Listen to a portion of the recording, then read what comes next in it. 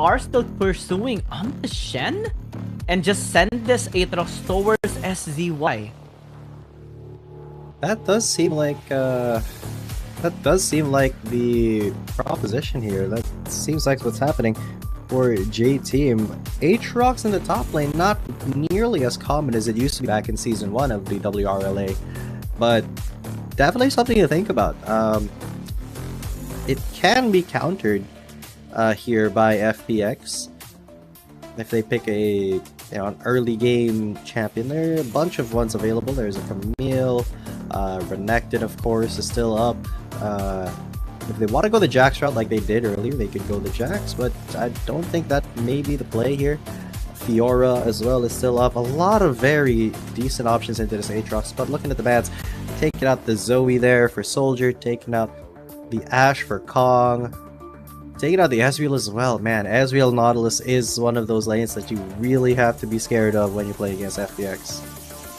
Let's see if FPX would still be able to pierce through the protection here of J Team, especially that the Shen is picked up already here for CF17. Great adjustment taking down this Gwen as well, because Soldier can actually still fully utilize this champion if ever and continue to scale up. But Corki is going to be invested here for Soldier once again to continue dealing the damage towards FPX.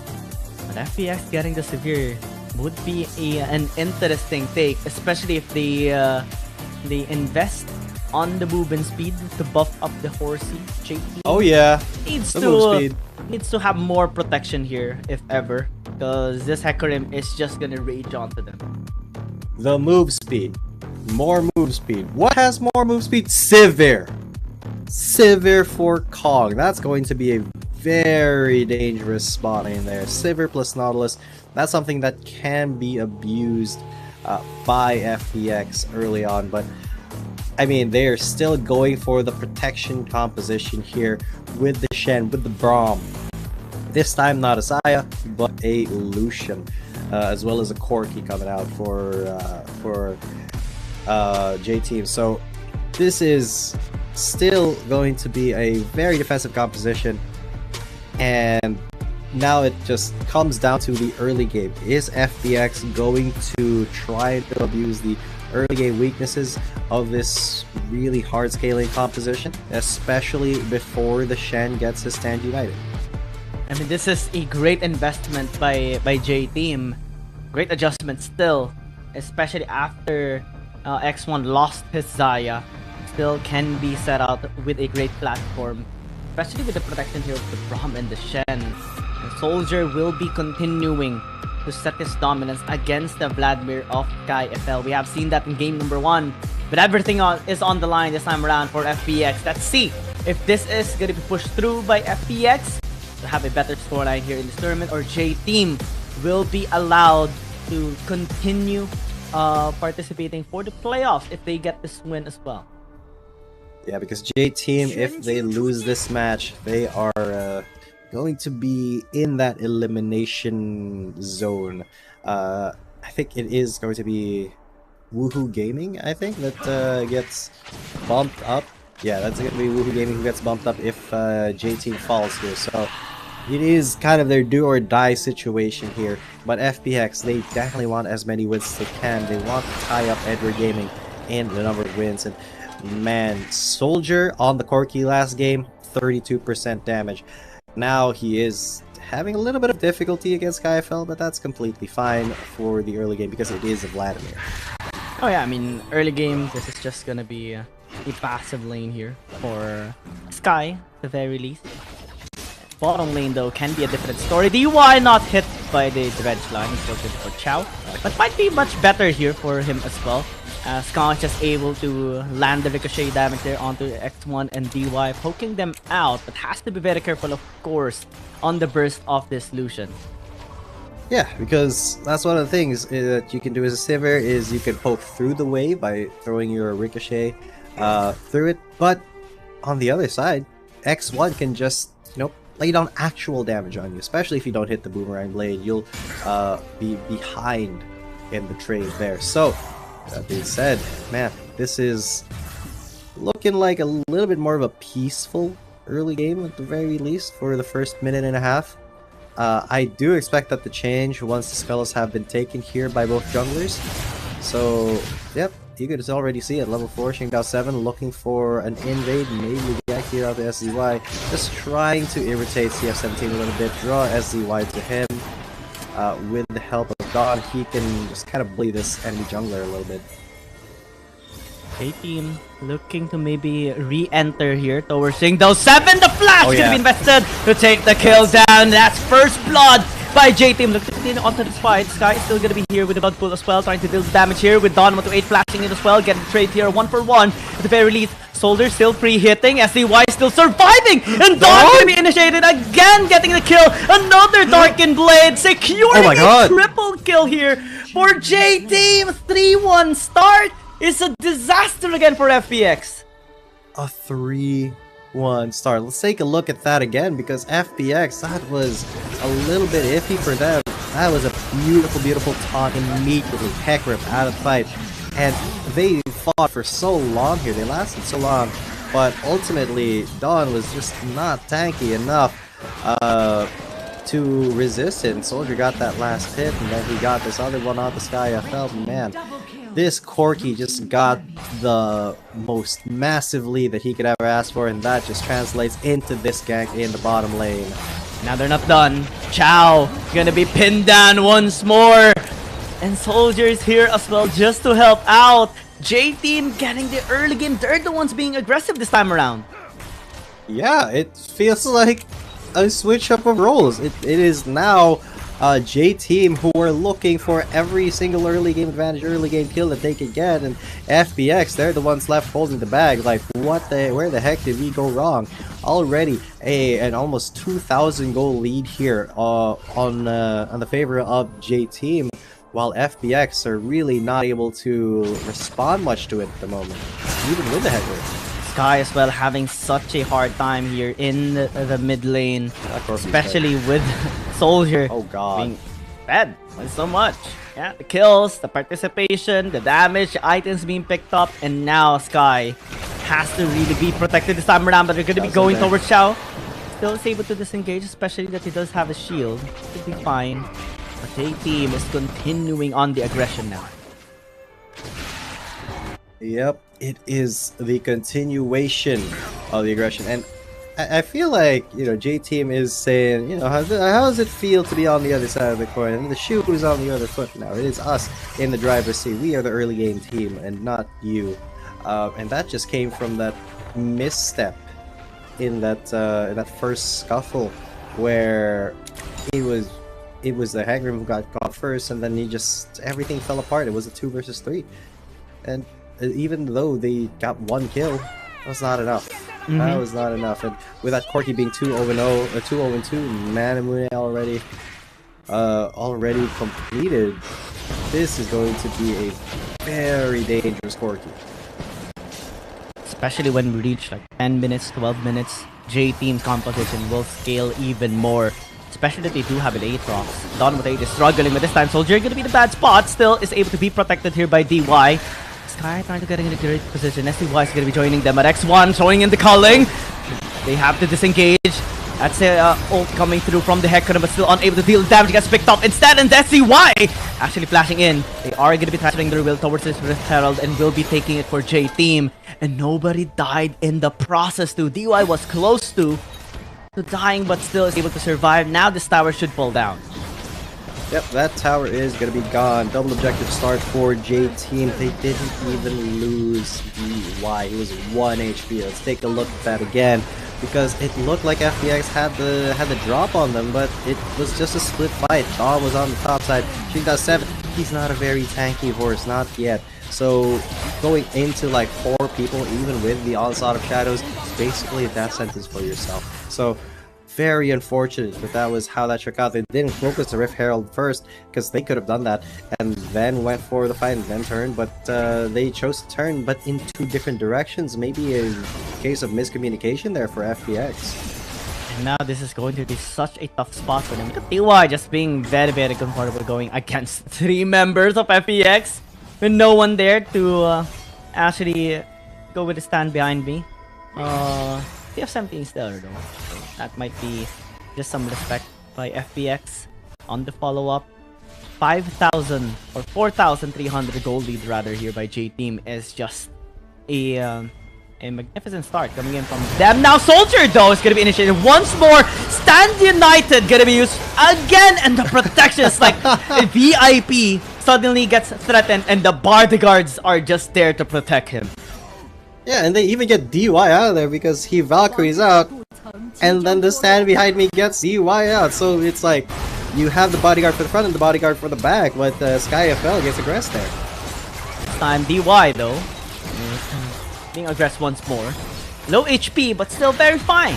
Because now they can actually dive with CS17 helping them out. And just get the kill on the 4C.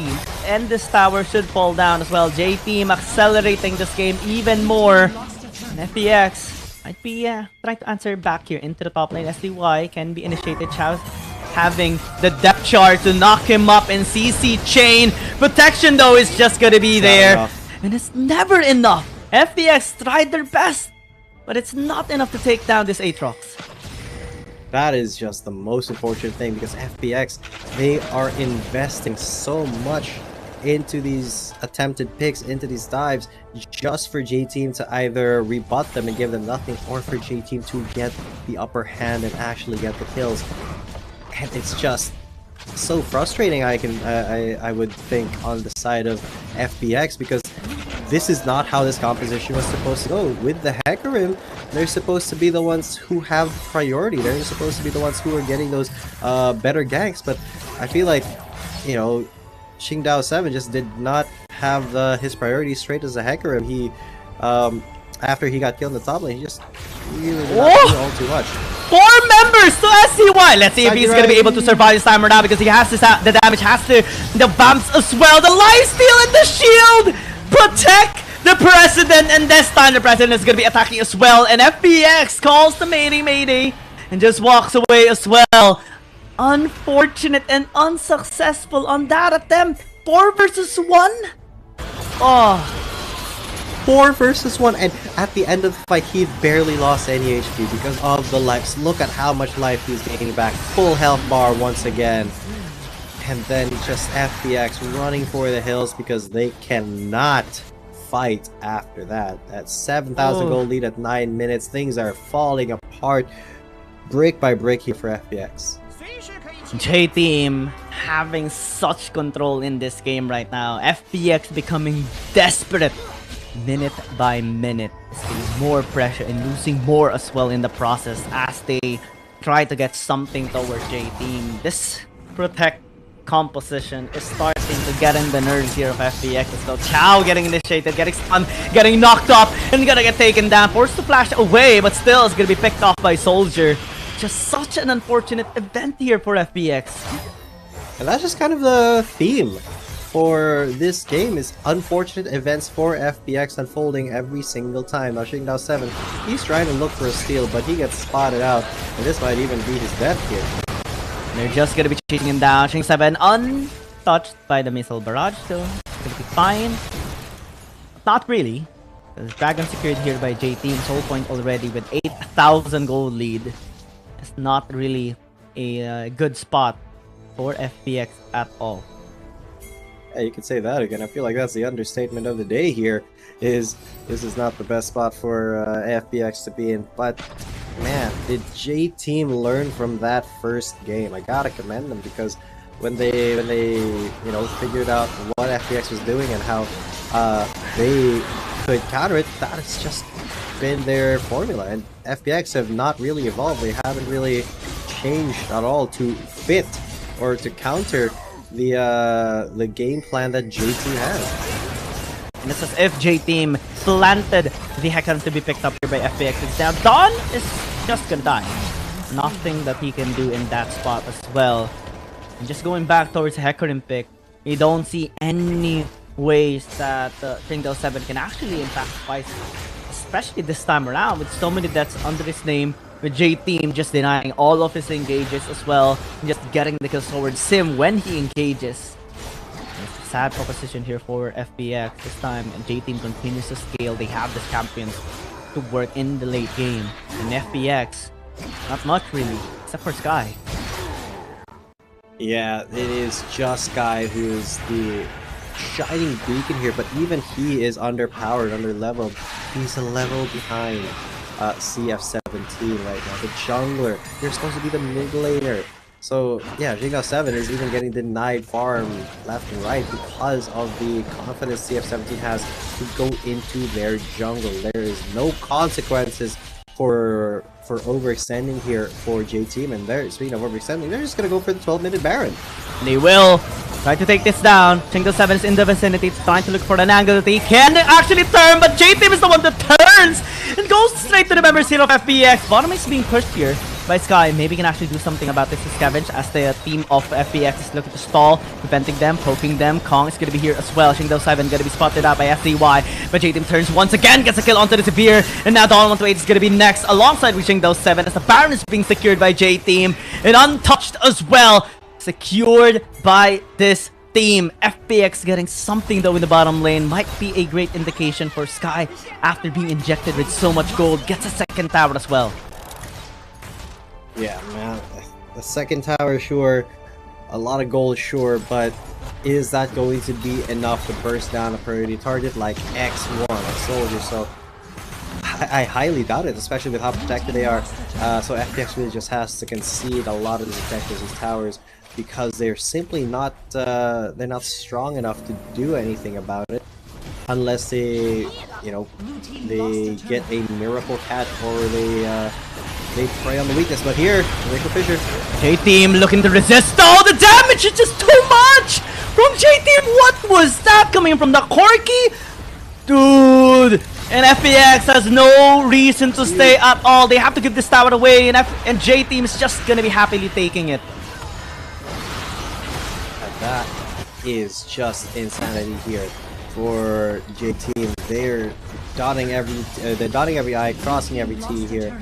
They're opening up the base little by little. Their soul point is next. It's going to be the Ocean Drake, and 1-11 with 9,000 gold lead. I don't think they can really do much to contest this Drake, which is a problem because, yeah, at this point, the soul being on J-Team's side just kind of guarantees them the win because they can last longer in a prolonged battle in a poke situation because of that Ocean Soul. Back-to-back soul secured by J-Team is an exponential growth by this team. To secure it, it's so difficult. Many teams have tried but unable to, but this time J-Team's gonna be doing it back to back to back to back.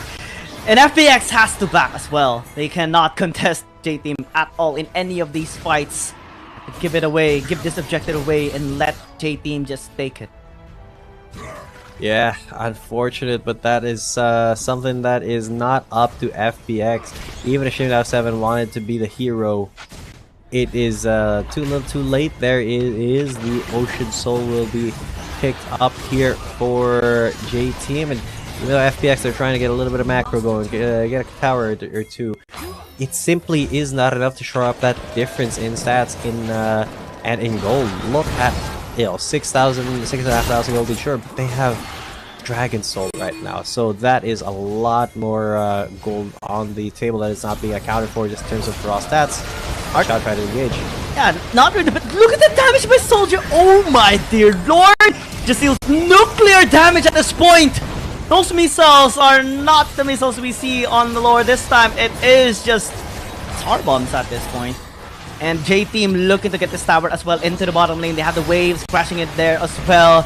Top lane is the only one remaining alive. Jingao7 going in definitely will regret it. Gets taunted. And SDY just going to be dealing damage onto them as well. Landing the sword. FPX though. The Sky goes in. Gets obliterated. What? What was that from J-Team? They didn't felt anything from the Vladimir. Yeah, that Vladimir just evaporated like blood drying in the sun. That was painful to watch, but now that does open up the Baron once again, and look at how quickly that Baron disappears. It's already gone before FPX can even dream of putting vision on it. So with that Baron coming in, Elder Drake in a couple of minutes, FPX are on death row now. J-Team is the executioner. they are executing FPX in a dominating way as well. Soul, Baron, they can wait for the Elder, but they don't really need it at all at this point. They're too strong, too far ahead. 13-1 kill score. FPX has only secured 1 kill, and that's the first fight a while ago in the topside river. The 3-for-1 exchange is the only kill they have made, and now Kong's gonna be in a bad spot this time around. That's a Glacial Fissure gonna be used for the disengage. Still, they try and access the back line, but it's never gonna be enough. SCY is gonna be here this time around, and everyone is just obliterated. And J-Team just finishing up this ace, and will finish up this game. The series reverse sweep by J-Team, and in a dominating and convincing way as well. They're just waiting for the wave. They can be as patient as they want, because it's already the series sender. Execute for the Corki is a little bit bad touch, but it's okay because J-Team has got the series going. A huge reverse sweep there for J-Team. They keep themselves safe from the elimination zone, even though FPX will not be on par with EDG in terms of wins. They still put up a pretty good fight. It's just that J-Team needed it more. They wanted it more. They had things on the line. Their position in the playoffs were on the line. Ooh, X1. Ooh, the dance move. Let's go. The dance moves. Let's go. X1.